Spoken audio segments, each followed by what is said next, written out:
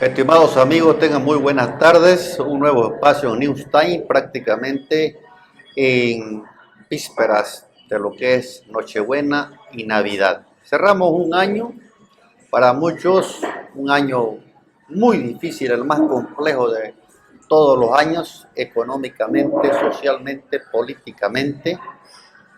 Para algunos es desastroso. Muchas familias, bueno, han perdido a sus familiares, otros están en una dura batalla.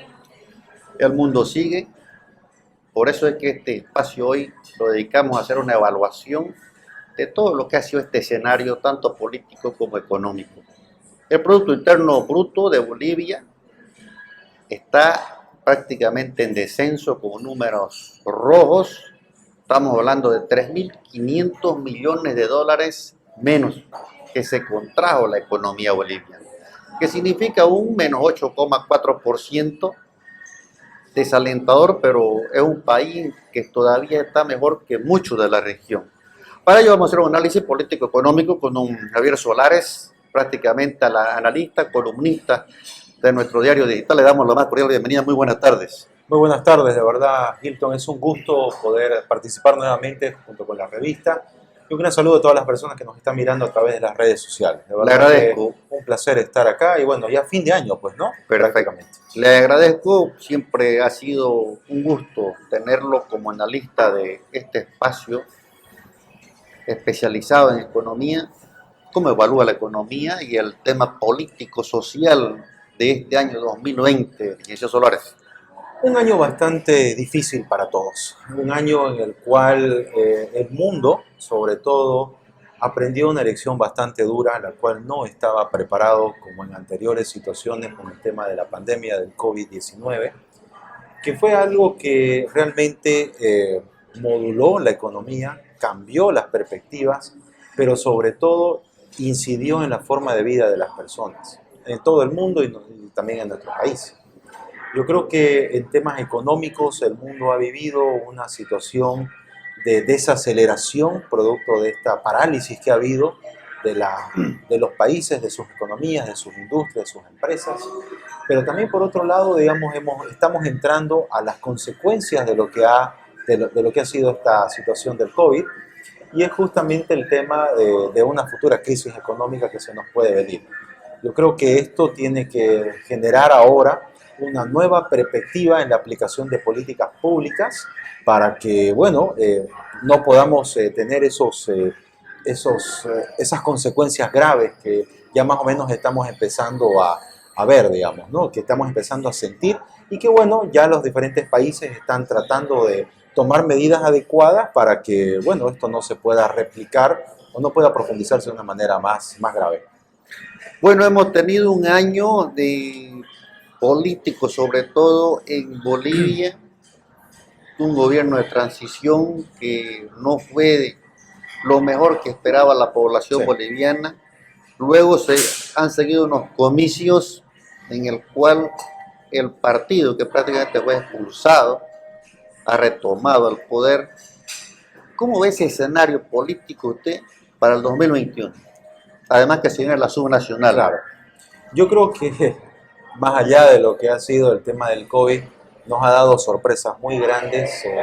Nuevamente el retorno del movimiento al socialismo al gobierno con un impactante 55%, inesperado para la gran mayoría de la población, que ha puesto inclusive en tela de juicio quizá la transparencia del proceso electoral por las múltiples denuncias que aún existen y que se están investigando. Pero esto va a generar sobre todo una situación de una nueva dinámica en la política nacional, tomando en cuenta de las perspectivas económicas que se vienen, más allá de las elecciones subnacionales, es el hecho de que el Estado nuevamente vuelve a ser el ente controlador, centralizador de la política económica y de los recursos económicos. Y bueno, esto va a incidir de manera directa en las alcaldías y gobernaciones. ¿Por qué? Porque como ya los presupuestos están reduciéndose por lo que ha sido el tema del COVID, los entes subnacionales no van a tener la suficiente capacidad para poderlo generar a través de sus recursos propios. En este caso, el gobierno nacional va a volver nuevamente a dar las directrices generales de la economía y de una u otra manera, de manera política, los gobiernos subnacionales van a tener nuevamente que alinearse a lo que va a ser el tema político en general y económico, más allá de quién pueda ser electo alcalde o gobernador. Esto, sobre todo, para los próximos 5 años va a ser crucial en la medida en que realmente esto pueda generar una línea de trabajo coherente, permanente, sostenible de proyectos que necesiten las alcaldías, los municipios desde y con el apoyo del gobierno central. Algo que me llama la atención es el hecho de que estamos en una crisis económica con números rojos y Sí. sin embargo hay más agrupaciones, hay más candidatos políticos. Tomando en cuenta esta crisis, pareciera que no incide en las agrupaciones para que se postulen, Claro. porque usted va a administrar una cosa pública prácticamente en crisis, supuestamente. Claro. Hemos visto en una de las provincias, por ejemplo, en un municipio que hay hasta 9 candidatos, Claro. cosa, no sé, absurda yo la llamaría, pero bueno, en ese escenario, ¿usted cree de que va a ser tenemos un año netamente político, va a haber crisis? Sí, claro, sin lugar a duda, las elecciones subnacionales van a marcar realmente la dinámica de las elecciones y la crisis económica van a ser los dos elementos importantes que van a marcar toda la agenda que se va a dar a nivel nacional en este 2021. El tema político lo marcó la elección nacional y el tema del COVID. Y bueno, yo creo que de aquí en adelante, más allá de la cantidad de diferentes candidatos o agrupaciones ciudadanas que van a participar de este proceso electoral que va a concluir justamente en marzo, nosotros vamos a ver de que al final de cuentas, todos los gobiernos, tanto municipales como gobiernos departamentales, van a tener que generar una línea de trabajo junto con el gobierno central. Usted puede tener concejales, asambleístas de múltiples partidos, que esto va a generar un problema de coordinación y de pugnas de poder interno. Pero más allá de eso, van a tener todos al final que generar una corriente de trabajo directa con el gobierno nacional. Entonces, No les queda otro. claro, no les queda otra. ¿Por qué? Porque como ya habíamos dicho, los recursos económicos van a ser bastante limitados y bueno, al final quien va a dar las directrices va a ser el gobierno central. Pero la cantidad de candidatos, bueno, en el tema democrático me parece bastante interesante, pero no tienen una incidencia real, ¿no? Es decir, ¿por qué? Porque son agrupaciones que carecen sobre todo de estructura política, carecen de un trabajo permanente que debieron haberlo hecho con bastante tiempo, pero no han encontrado sobre todo líderes que puedan generar una aglutinación de fuerzas, tanto de las fuerzas sociales hacia ese candidato, y por otro lado no han encontrado sobre todo un discurso político que pueda aglutinar a la mayor parte de la población. Es decir, no hay un enamoramiento directo de los líderes, de los candidatos de estas agrupaciones con la población. Por tanto, su incidencia en el proceso electoral va a ser mínima. ¿Por qué surgen tantas agrupaciones tomando en cuenta que hay crisis? Surge, La gente se pregunta. claro, surge porque hay un cálculo político en este sentido. El cálculo político es el hecho de que el MAS, como está dividido en este momento, tiene problemas internos, puede generar una corriente de desbande de militantes y de simpatizantes del MAS que pueden ser canalizados por otras agrupaciones ciudadanas más pequeñas. Es decir, nosotros como agrupaciones, ellos pueden pensar de esta forma, no tenemos estructura, pero nosotros necesitamos atraer a toda esa gente que se va a salir de un partido político que no se siente ya representada. Es decir, vamos a agarrar el remanente que ha sobrado de estos partidos y lo tenemos que traer hacia nosotros porque nosotros no tenemos sobre todo una estructura política sólida, consolidada, y esto nos puede servir para generar sobre todo un número un poco más relativo a lo que tenían de militantes y de apoyo, que le puede significar un candidato, un concejal, le puede significar un asambleísta, le puede significar inclusive generar una nueva correlación de fuerzas de poder de los diferentes sectores hacia un partido político. Yo le pregunto esto porque de repente en las calles uno escucha decir, a los políticos no les afecta la crisis. Mientras usted ve en las calles miles de personas que están pidiendo en este momento limosna porque hay mayor subempleo, hay mayor pobreza pese a los indicadores que el gobierno lanza de que ha disminuido, bueno, en la calle se ve lo contrario, y de repente los políticos siguen con su misma rutina y ¿de dónde sacan plata? Bueno, lo que Pregúntame yo. pasa es que la clase política ahorita está enfocado directamente en generar una consolidación de los espacios de poder a través de sus candidaturas, a través de las personas que los acompañan, para mantener sobre todo una situación de control que pueda haber en los municipios y en el departamento. Para ellos no existe el tema de la crisis porque su objetivo en este momento es otro. El interés político de los partidos, los intereses de ellos se sobrepone al interés quizás general de la población, que es salvaguardar la salud, salvaguardar la vida con el tema del COVID, inclusive salvaguardar su propia economía, porque estamos yendo a un camino bastante duro que se nos viene el 2021. Pero eso no existe en el discurso de la clase política. Ahorita la clase política está enfocado en agarrar y presentar candidatos, hablar de ciertas propuestas, pero por detrás lo que existe realmente es mantener su espacio de poder. Eso es lo que realmente están buscando. Por eso es que ahora no se está hablando con relación a los temas del fraude electoral, de la salud, de la economía, no tanto, sino más bien se están enfocando en este momento a tratar de generar discursos y sobre todo imágenes muy especulativas con relación al tema de quién genera más unidad, quién tiene la mejor alianza, quién puede decir que le puede ganar al movimiento, al socialismo, es decir, un discurso totalmente diferente a la situación y la forma de vida que está viviendo el boliviano en este momento, un boliviano que tiene una situación bastante dura todos los días al momento de salir de su casa a trabajar. Partidos que van a predominar el 2021. Movimiento al socialismo que tiene el gobierno central, que va a dar las directrices. Muchas fuerzas sociales y otras agrupaciones se van a alinear en esta elección. Y partidos como tal a nivel nacional se han visto totalmente desvirtuados, desarticulados, han perdido fuerza, han perdido una vigencia importante en otros lugares. Como tal, no existe un partido político grande a nivel nacional que pueda, sobre todo, tratar un poco de generarle sombra al MAS en el gobierno, ni Comunidad Ciudadana, que es una alianza circunstancial, ni sobre todo creemos, digamos, que ahora se ha reducido a un partido regional, van a generar una corriente importante. Por eso es que yo digo, las fuerzas de oposición están replegándose otra vez a las regiones porque son los espacios políticos que más o menos ellos pueden controlar, porque saben que a nivel nacional no lo van a hacer. Pero en cada departamento va a existir alguna fuerza o alguna agrupación que va a tratar un poco de mantener cierta vigencia, pero esto no le va a hacer sombra a nivel nacional. El gran perdedor, muchos dicen a nivel departamental, demócratas. Bueno, yo diría en todos los países.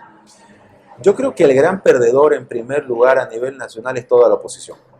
Toda la oposición se encuentra en este momento en un abismo muy profundo en el cual no van a poder salir por mucho tiempo porque existe falta de estructura, han perdido legitimidad, su discurso político no enamora, se mantiene sobre todo un problema muy grave que es el caudillismo adentro de los partidos. Yo creo que eso incide mucho y a nivel regional esto se va a replicar. En Santa Cruz, sobre todo, el gran perdedor sí es el Partido Demócrata. Ha perdido bastante. En la anterior elección del fraude ha llegado prácticamente a un 8% máximo a nivel nacional. En esta elección trató de impulsar a Yanine Áñez. Yanine Áñez se bajó de la candidatura, perdió prácticamente una vigencia política y esto le va a costar mucho. Le va a costar bastante y por eso es que seguramente en este repliegue regional van a tratar un poco de reorganizarse internamente para quizás en el año 2025-2026 vayan nuevamente o mejor preparados para una elección nacional. Pero el escenario ya va a ser distinto, porque ya va a haber otras fuerzas políticas que seguramente van a generar una mejor corriente a través de una renovación, que es algo que no se ha dado en la oposición en este momento. Bien, estamos en vísperas prácticamente a unas horas de celebrar la Nochebuena. Yo le desearía a toda la gente, bueno, que tenga una feliz Nochebuena, feliz Navidad además. Un mensaje a toda la población boliviana, bueno, y además al mundo. Inicio Solares. Hilton, a veces es un poco difícil bajo estas circunstancias hablar de decir un mensaje positivo porque hemos vivido muchas cosas negativas. nosotros nos hemos dado cuenta que a veces el llanto del dolor ha cubierto más la alegría de la vida, de los nacimientos. Pero en estas circunstancias siempre hay que mantener la fe, la esperanza de que el 2021 va a ser un año mejor. Yo creo que como bolivianos hemos aprendido bastante. Ha sido un año muy duro para todos, político, económico, social. En temas políticos, yo creo que hemos aprendido a que el ciudadano, en primer lugar, tiene mucho más valor ahora que lo que tenía antes. Los partidos políticos han perdido el monopolio realmente de las decisiones de poder que quizás antes las tomaban, porque ahora también la voz del pueblo incide en sus acciones. Pero el ciudadano poco a poco lo va descubriendo y eso es bueno. En temas económicos hemos aprendido la dureza que nos ha traído la pandemia y nuestra forma de vida, nuestro ritmo ha cambiado. Seguramente vamos a tener que adaptarnos a una nueva forma el 2021, siempre y cuando la pandemia se mantenga y no encontremos todavía una vacuna eficiente que pueda destruir el virus. Pero tenemos que estar preparados, Hilton, porque vamos a tener un año muy duro. La economía se va a contraer, el gasto corriente de las personas se va a reducir. Yo creo que tenemos nosotros que empezar a tomar medidas importantes, sobre todo el gobierno, en el sentido de que tiene que haber una inyección económica muy fuerte, pero que vaya no solamente desde el Estado central a los entes subnacionales, sino también del apoyo y la facilidad que le pueda brindar el gobierno a la empresa privada. Porque no puede haber una economía fuerte, no podremos tener una economía que vaya a saldar justamente todos los problemas de la pandemia y de lo que estuvimos encerrados si no le damos el apoyo a la empresa privada. Yo creo que es clave en este momento el sector empresarial, la industria y el sector agroexportador, que me parece fundamental en este momento, seguirle dando esas facilidades que hubo en cierto punto en el gobierno de transición, pero que ahora el gobierno lo está cortando, que no me parece lo más adecuado. Yo creo que en este sentido tenemos que abogar por eso, hay que darle esa fuerza. Y por otro lado, en el tema social, yo creo que vamos a mantener la idea de ser más solidarios. Este año 2020 nos ha enseñado que la solidaridad para todos los bolivianos ha sido lo más importante en el momento de ayudar al prójimo y sobre todo de salvar la vida de las personas que estaban enfermas de COVID y que han sido donantes de plasma, por ejemplo, que eso me parece una de las situaciones, uno de los ejemplos más hermosos que puede haber, y que mantengamos ese espíritu. Sigamos manteniendo nuestra fuerza, nuestra voz dentro de la democracia. Tratemos, sobre todo ahora, en temas económicos, no solamente de ser prudentes, sino también de coadyuvar realmente a que haya una inyección económica. Y por otro lado, en temas sociales, mantengamos esa idea de solidaridad en el pueblo. Yo creo que tenemos que prepararnos para generar un 2021 de mayor esperanza, de mayor trabajo, donde tengamos que esforzarnos el doble de aquí en adelante, sin mirar realmente a quién estamos generando quizás un apoyo indirecto. El apoyo es para todos. Yo creo que tenemos que seguir haciendo el bien sin mirar a quién, ¿no? Yo creo que eso es muy importante. Y bueno, unidad. La unidad de la familia, la unidad sobre todo en este seno, en este núcleo familiar, va a ser muy importante. Y para esta Navidad reafirmar esos lazos internos y yo creo que darnos el abrazo entre todos para superar distancias sociales, superar la discriminación, superar el racismo sobre todo y mirar entre todos a una mejor Santa Cruz y de ahí también proyectar una mejor Bolivia. Perfecto, licenciado, le agradezco y bueno, me quedo con ese mensaje de fe y esperanza. Lo mejor de todo, pásenla muy bien en esta Nochebuena y con el mensaje principal, cuidarse porque la pandemia es algo que nadie en realidad quiere en su familia. A cuidarse lo máximo posible y estar bueno en unión familiar. Les agradezco, tengan ustedes muy buenas tardes.